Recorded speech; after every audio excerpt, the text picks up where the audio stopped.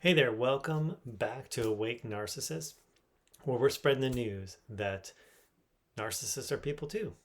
Today, I wanted to talk to you about the energy costs of performing normal. So, you know how people talk about being emotionally drained after like a tough day or tough interactions? Try being drained just from pretending that you have emotions in the first place. That's the secret life of the covert narcissist. And we spend a lot of our time and energy and attention trying to figure out how to respond in situations because most emotional situations tend to be, frankly, confusing, especially as a young person figuring out this world. And it causes an enormous toll on our energy levels. It's why many of us really like to spend a lot of time alone. I know I do because being around other people is exhausting.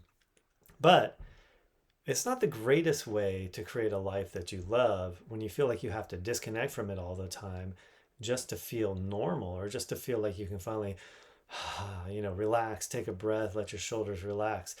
It's like, computer that's running tons of background processes all the time.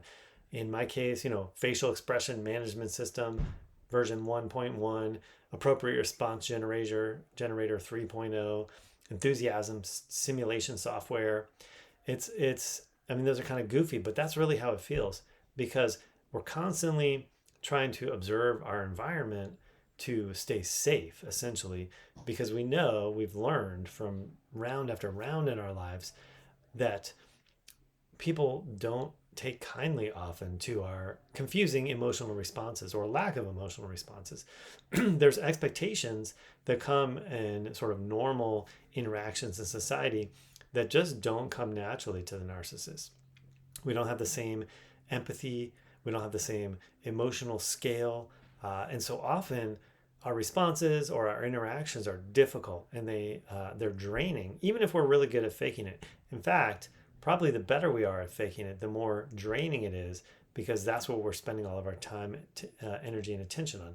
Where I imagine normal people just listen to somebody, have some feelings about it, express those feelings. For me, it's like I'm observing every facial expression, every muscle twitch or tone, uh, cycling it through the memory banks of last time I saw this combination of words, emotional response, facial expression, tears, no tears, loud voice, quiet voice, to try to figure out what has worked the best in times past or what I've seen other people do that was successful. I may remember when I was in my young adulthood, I hung out with different young people that were into different like arts and stuff. And I remember when people would show me like their painting or their drawing or what they had done or maybe a song they wrote, uh, it was like I felt uncomfortable and anxiety because I didn't know, I knew they were looking for something from me. I didn't quite know what it was. So I remember I learned a little trick that I kind of installed in the software of picking out one thing that seemed interesting that I could focus on. So if it was like a painting of a landscape with a person and their dog in the foreground, for example, I might look at the way the dog's tail looks if that seemed interesting and say, oh yeah, I like the painting. Oh look, I love how that dog's tail is, just so it makes it look really realistic or, like they're having a fun time or something like that. And really I just was trying to figure out a formula that would get a good response from the other person because I didn't want to, I didn't like that feeling or that experience of being looked at like what the heck are you talking about or aren't shouldn't you have a response or here I'm trying to share with you this art that I poured my heart and soul into and you're just like this cold brick wall. So that was like one of those little programs I installed to try to circle around that. But even that's exhausting because there's a lot of background processing, a lot of thinking that has to go into that. And so I've found throughout my life that I spend a lot of time, or I want to spend a lot of time by myself, out in nature, in my bed, whatever the case may be. And this is an important thing because, I've always felt like being in relationships was like hard or awkward or those type of things.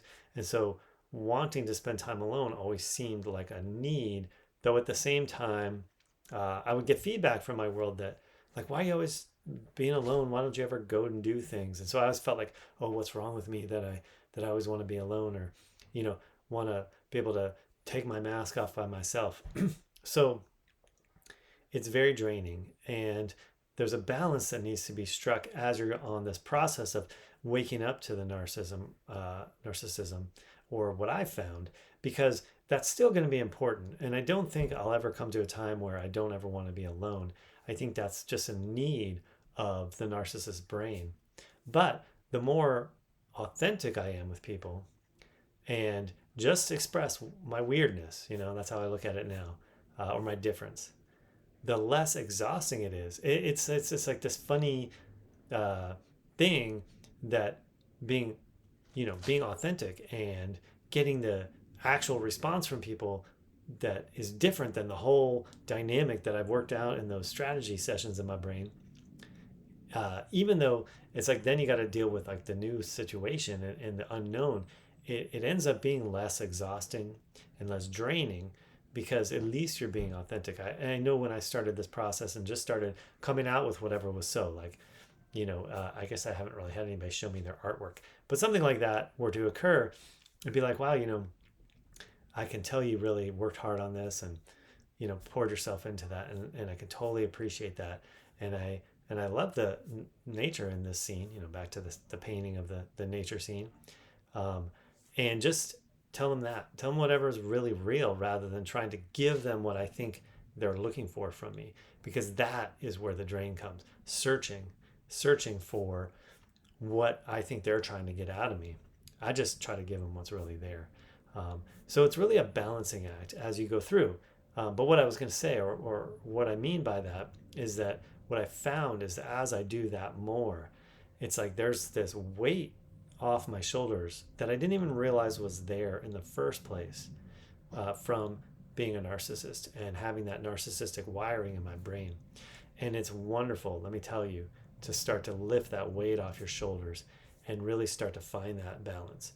So spend time alone as needed. Let that time, to be relaxed, take the mask off, decompress. Don't feel bad about it. It's a need. But also try out being more authentic with your responses, even if it's not what's expected, because chances are it's really never going to be. Or for people who don't know you, as people know me more and my more authentic self, now they're starting to get that I have different responses. But, out there in the world, not everybody's going to know that. So work on being authentic for you, right? Because as a narcissist, one of our baselines is, if I'm going to do this new thing or this different thing, what's in it for me? And there's nothing wrong with that too. That's just the angle or the lens we work from. It doesn't have to be negative to the people around you. It often can be, especially if you're operating unconsciously with that.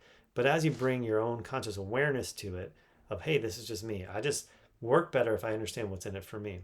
So what's in it for me? If I'm more authentic, I get that weight off my shoulder and I'm not so dang exhausted all day. All right, hope this is helpful. Subscribe, give thumbs up, likes, share this with somebody who might be useful, that you know. Comment below any questions you might have, any challenges with this type of thing you're having, anything you've been doing that's working for you. I'd love to interact, learn from you guys, and because we're on this journey together. All right, you take care.